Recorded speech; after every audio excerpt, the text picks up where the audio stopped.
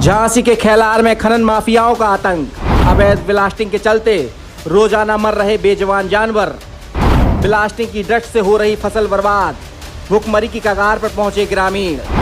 जिला प्रशासन और खनन माफियाओं से रहम की भीख मांग रहे ग्रामीण।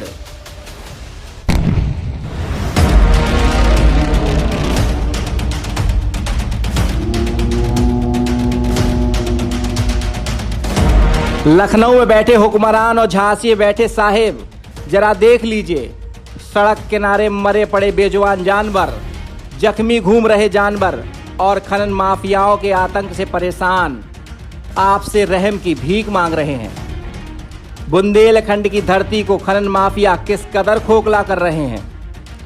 वैसे तो झांसी को वीर वीरांगना की भूमि कहा जाता है और इसी भूमि को खोखला करने में जुटे खनन माफियाओं की तानाशाही से ग्रामीणों ने मोर्चा खोला है और रहम की गुहार लगाई है।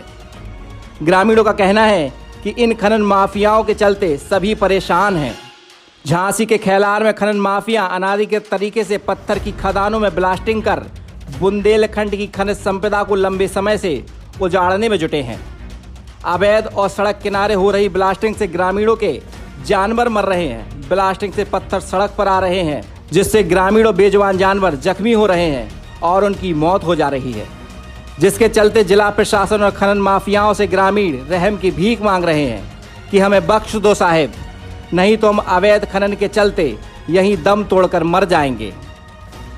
टाइम समाचार से बात करते हुए ग्रामीणों ने क्या कहा, आइए आपको सुनाते हैं।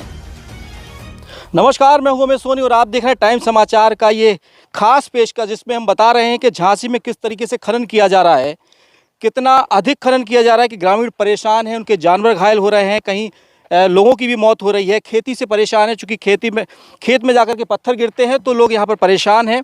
और किस तरह का खनन यहाँ पर हो रहा है, एनजीटी के नियमों को ताक पर रखते हुए खनन किया जा रहा है। यहाँ पर ग्रामीण हमारे साथ कई सारे मौजूद हैं, इनसे बातचीत करते हैं। सबसे पहले आपके पास चलते हैं। क्या नाम है आपका?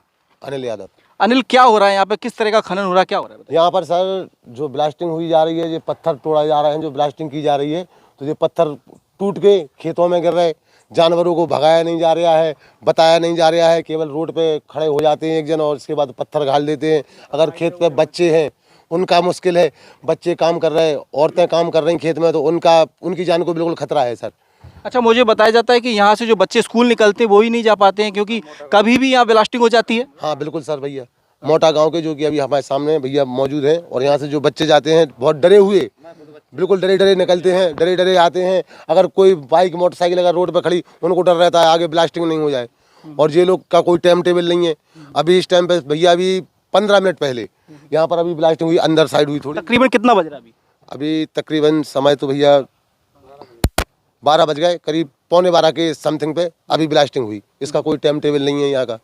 अच्छा, जानवर हैं, जख्मी भी हो जाते, जब कहने के बाद रात में भी 11 साढ़े 11 बजे रात में आते ब्लास्टिंग करने ये लोग।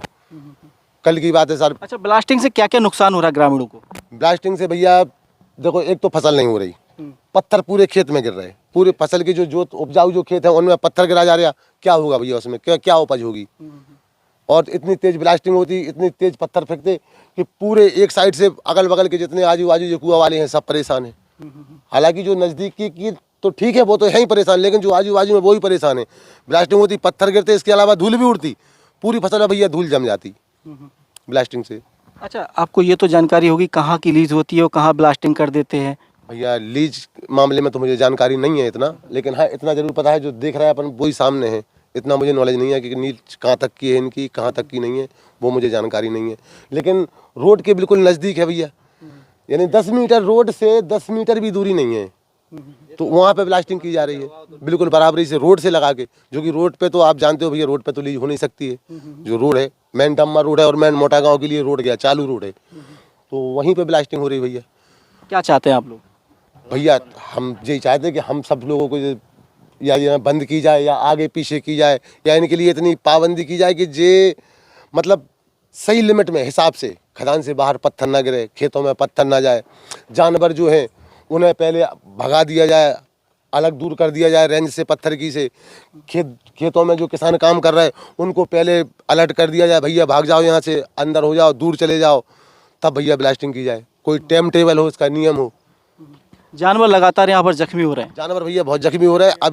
अभी 5 दिन पहले, अभी 10 दिन पहले करीब 14 तारीख के लगभग में मेरा भी एक घोड़ा जख्मी हो गया था, घायल हो गया। पैर में पूरा पैर फट गया था पत्थर से। ये घोड़े का क्या करते हैं आप?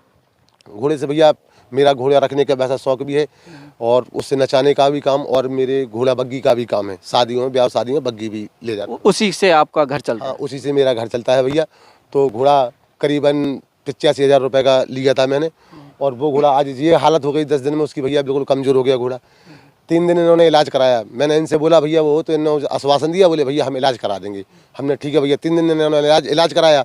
इसके बाद इन्हें इलाज बंद कर दिया। डॉक्टर से बोल दिया भाई हम नहीं देंगे पैसे, अब वो खुद करा ले अपना इलाज। इसके बाद 5-6 दिन हम चक्कर काटे। तो देखिए कहीं ना कहीं लोग परेशान तो हैं। एक और ग्रामीण यहाँ पर हैं, क्या नाम है चाचा? मेरा नाम संतोष पाल है, ग्राम खेलार का मैं रहने वाला हूँ। इस ब्लास्टिंग से क्या कुछ समस्याएं होती हैं? आपका खेत कितनी दूर है? मेरा खेत बिल्कुल बगल में लगा हुआ है। ब्लास्टिंग से मेरा कुआं भी गिर गया था, मैंने एप्लीकेशन भी दी थी, लेकिन कोई सुनवाई भी नहीं हुई है। कुआं गिर गया मतलब? मेरा पानी का कूप था वो गिर गया है, उसी में वाटर पंप भी उसी में डला है, आज भी डला है, अभी भी आप देख सकते हैं, चल के देख सकते हैं। और मैंने फोटो भी उसकी निकलवाई थी, लेकिन कोई सुनाई नहीं हुई, बिल्कुल कोई। क्रेशर वालों से नहीं बोला कि ब्लास्टिंग जो है इतनी गहरी मत कीजिए, नियमों के विरुद्ध मत कीजिएगा? मैंने एन कई सब कुछ ही कही। मैं क्रेशरों पे मैं नहीं गया था, लेकिन मैंने बोला सबसे था। लेकिन किस से शिकायत की? मैंने जाके डीएम साहब के यहाँ भी एप्लीकेशन दी थी मैंने, लेकिन एक कोई उनने किसी को एक को भेज दिया था, कोई अधिकारी वगैरह आया था, तो कुआं की फोटो लगिया, बताया था कि जो है खनन की वजह से गिरा जी। कोई बोले अधिकारी की वजह से नहीं गिरा, कि जो है मटेरियल कम लगा हो, बोले खनन की वजह से गिर गया है। लेकिन मुझको ना कोई पैसा मिला, ना कुछ मिला, कुछ नहीं, ना मैं खेती कर पा रहा हूँ। देखिए यहाँ के ग्रामीण लगातार परेशान हैं, उनके जानवर जख्मी हो रहे हैं, खेती नहीं कर पा रहे हैं क्योंकि फसल नहीं हो पा रही। और भी ग्रामीण है, क्या नाम है आपका? जी मेरा नाम मुकेश पाल है। मुकेश जी, किस तरह की दिक्कतें हो रही है यहाँ की जो ब्लास्टिंग हो रही है, यहाँ जो खनन हो रहा है उससे? दिक्कतें ये, हम लोग खेती नहीं कर पाते हैं। अगर खेत पे जाते हैं तो वो लोग कहते हैं कि भाई भगो, और फसल पे जो धूल जमती है तो खेती नहीं कर पाते। अभी हमारी ज़मीनें डली हैं, इतना पत्थर गिर रहा है खेत में कि हम लोग उसको पत्थर को बीन बीन के ही परेशान हैं। अभी हम दिखा दें, कम से कम 4 से 8 ट्रॉली खेत में पत्थर पड़ा है। जिस फसल पे पत्थर गिरता है हमारा, तो फसल नष्ट हो जाती है। अगर इतनी महंगाई में हम फसल बोते हैं तो कैसे खेती करेंगे हम? देखिए लगातार किसान परेशान है। बहुत सारे किसान, मैं कहूँगा कैमरामैन से जरा सारे किसानों की तस्वीरें दिखाए कि जिस तरीके से ये लोग यहाँ एकत्रित हुए हैं। उनकी कहना ये है कि यहाँ पर एनजीटी के नियम के विरुद्ध कहीं ना कहीं काम किया जा रहा है, और क्रेशरों को जिस तरीके से यहाँ पर खनन किया जा रहा है, नियम के विरुद्ध किया जा रहा है। बहुत गहराई जो बताते हैं मध्य प्रदेश में तो 6 मीटर करीब की जाती है, लेकिन यहाँ तो लिमिट से भी ज़्यादा खनन यहाँ पर किया जा रहा है, और यहाँ पर लोग परेशान हैं, ग्रामीण परेशान है। और भी लोग से बात करते हैं। क्या नाम है आपका? मुकेश यादव। मुकेश, क्या समस्या है, आप लोग क्यों यहाँ आए? जी घर पड़ा हुआ, देखो बगल में घर लगा हुआ है ब्लास्टिंग से बनाने के लिए, और ये मिट्टी डाल दी खेत में। किसने डाली मिट्टी? केसर वालों ने।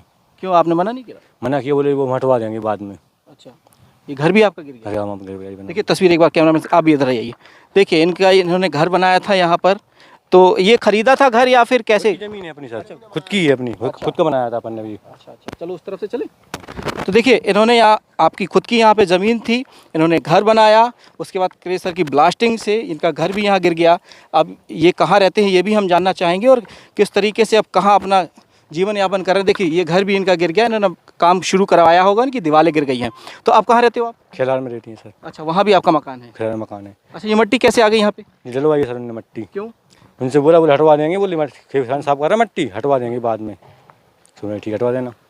तो देखिए किस तरीके से इन लोगों का नियम विरुद्ध काम भी चल रहा है, लोगों को सता भी रहे हैं, ग्रामीणों के घर भी गिर रहे हैं, मकान भी गिर रहे हैं, खेती भी नहीं कर पा रहे हैं, जानवर घायल हो रहे हैं। तो किस तरीके की तस्वीरें निकल कर सामने आ रही हैं। लेकिन ये पूरी तरीके से कहा जा सकता है कि ये जो तानाशाही इन क्रेशर वालों की चल रही है, इससे कहीं ना कहीं ग्रामीण पूरी परेशान है।